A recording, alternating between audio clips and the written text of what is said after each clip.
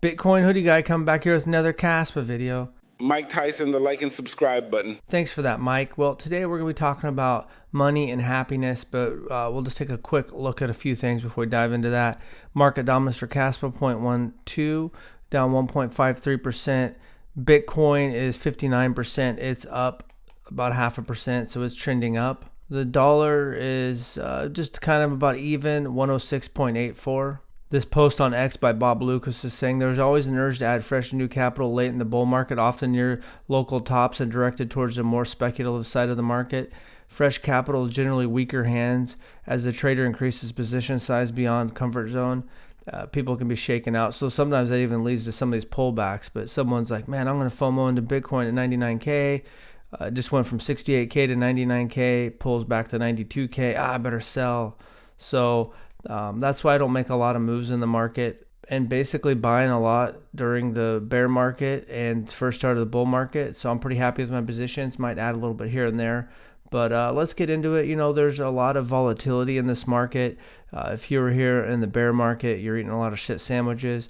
So that's why I want to get into kind of the theme of the video was money and happiness. So here's a good video by Neistat where he breaks it down, and I'll share it down in the description.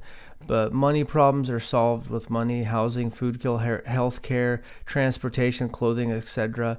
And that's a main part of most people. If that's not solved and you don't have housing, then it's going to be very difficult to find happiness, love, fulfillment, purpose. At the same time, you can also be fairly wealthy and a jerk or having trouble finding happiness or love or fulfillment. But when your basic needs aren't met, you can't move up the hierarchy of needs for humans. So it's a great video, and now let's dive into a little bit further. So money doesn't buy happiness, or money doesn't make you happy, is a cliche that I've heard a lot through life, and I find it pretty interesting. Now, we know that money doesn't really make you happy all the way, because you could be a jerk or you're not very happy and you can get money and it doesn't necessarily make you happy. But like Casey pointed out, if you're homeless or your housing need isn't met, then do you really care if you're fulfilled in life? No. If you don't have enough food, do you really care? So there's a lot of basic level things in life that money can help solve. And so basically, if it's a money problem, money can solve it. If it's not, money could help it. It may not help it. Now, basically, I started working when I was 13, a little bit in the summers for my dad, but basically most of us start working somewhere between 15 and 18 years old, and we go to 65 or 68 years old. That's 50 years of our life that we're working with the goal to make money, to pay bills, have vacations, and things like that. So somewhere that's roughly around 75 to 100,000 hours. So we spend thousands and thousands of hours in our prime, best years trying to get money to pay for our life expenses. And that's where like Bitcoin and Kaspa and investments are a way to get some of those hours back. You can, instead of working 75 to 100,000 hours, maybe you only work 25,000 hours. I also see money as a tool that can help you spend more time with your family. Maybe the mom can stay home and the family you don't have to pay for daycare, and you get to spend more time with your kids. Maybe you get to pay your house off. Maybe you get to buy a house. Maybe at least you get to rent a nice house. Maybe you get to buy that car you always wanted. Maybe you get to take the family on a nice vacation every year.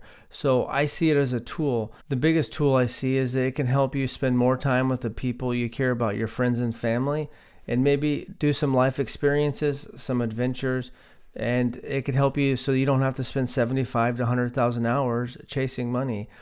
Basically, if you can have some investments that do fairly well, you're buying time. And so that's the way I look at it.